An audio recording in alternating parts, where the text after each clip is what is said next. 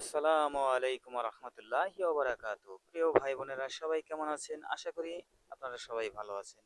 আল্লাহর অশেষ রহমতে আপনাদের দোয়ার বরকতে আমিও ভালো আছি আলহামদুলিল্লাহ।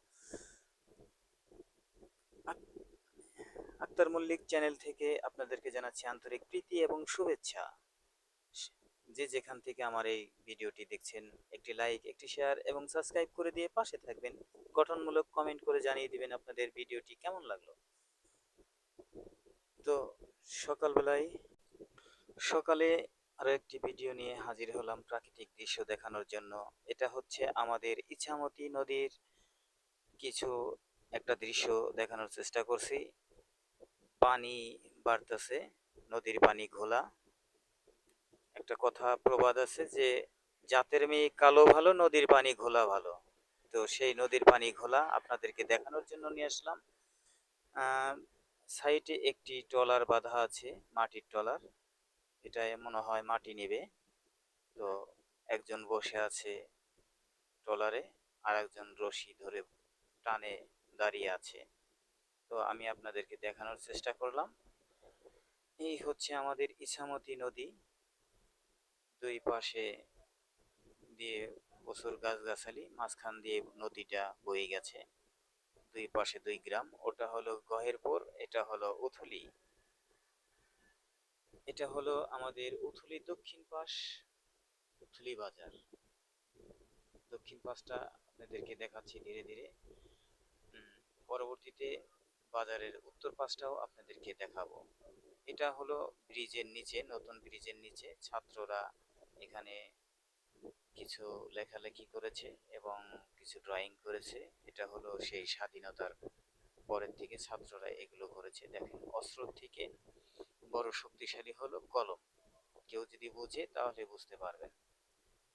শক্তিশালী অস্ত্র নয়, কলমই শক্তি। দেখতে থাকুন। এটা হলো আহ, উত্তর পাশ। আমি উত্তর পাশটা দেখানোর চেষ্টা করছি আপনাদেরকে। এখন নিয়ে যাচ্ছি উত্তর পাশে, নদী ব্রিজের নিচ দিয়ে আস্তে আস্তে ধীরে ধীরে ধীরে ধীরে আমি যাচ্ছি, এগোচ্ছি। দেখতে থাকুন।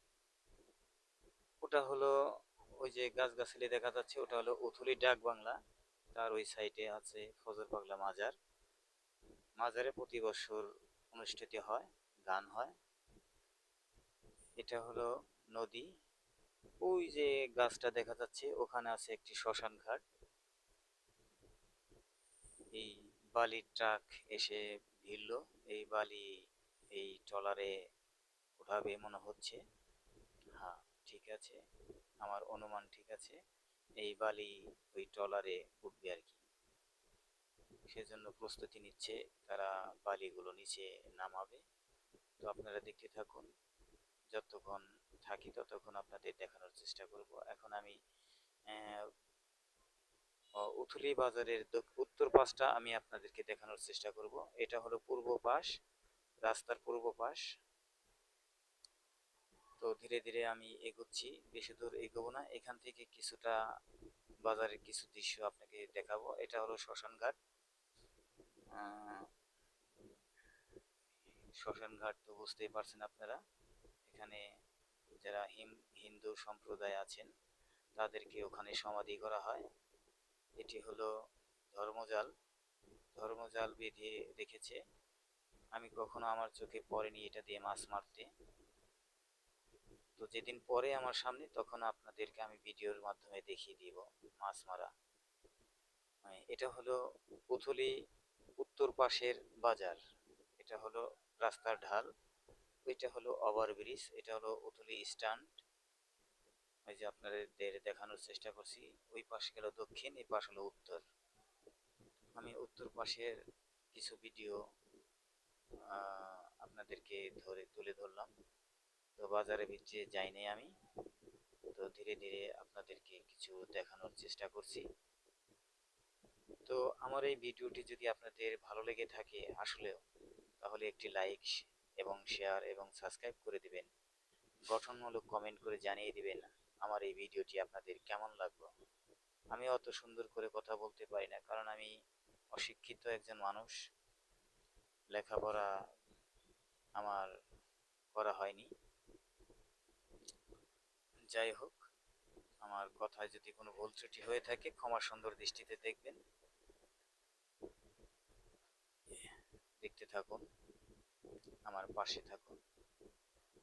আশা করি আপনারা আমার ভিডিওটি পুরোপুরি দেখবেন, স্কিপ করবেন না, টেনে টেনে দেখবেন না দয়া করে। তো দেখুন, এটা হলো পুরনো ব্রিজ, উথলি মহাসড়ক, ঢাকা আরিচা মহাসড়ক।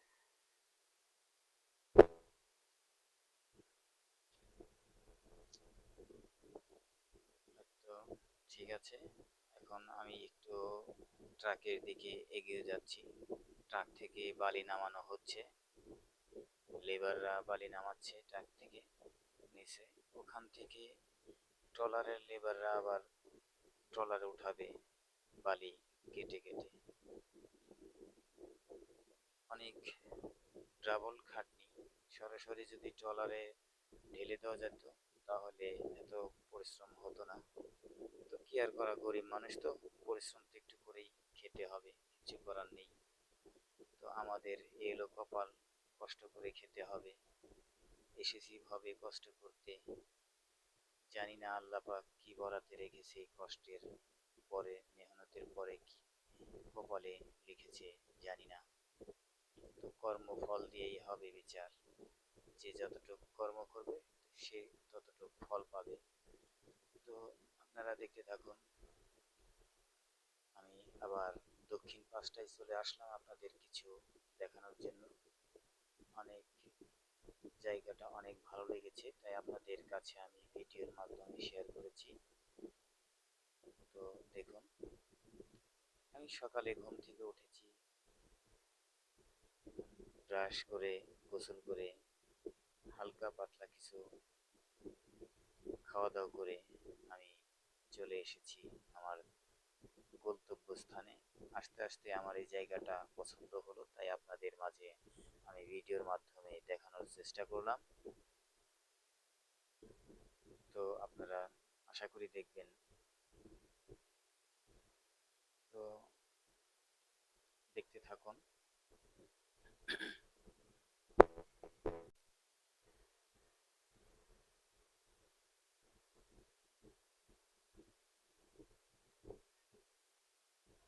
ধীরে ধীরে দেখতে থাকুন।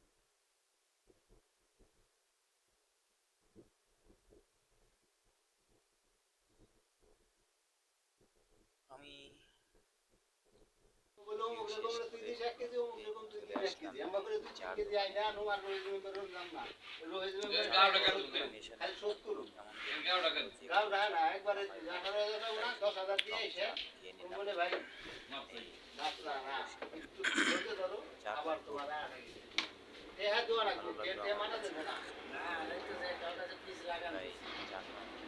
আবার ওনারে যদি আমি দেই আর ব্যাক করাতে, হ্যাঁ 20 কেজি হইলেও নিব, কিন্তু রোহিত মেম্বার দানা বেদাল করে এবার বর্তমানে এই দানা অ্যাকুরেট নাই, আগের মতন নাই। তো কইটার নদী কইটার মেশিন বানাইছে আমার মনে হয়, এবার ধরা খাইছি আমি ওই কারণে।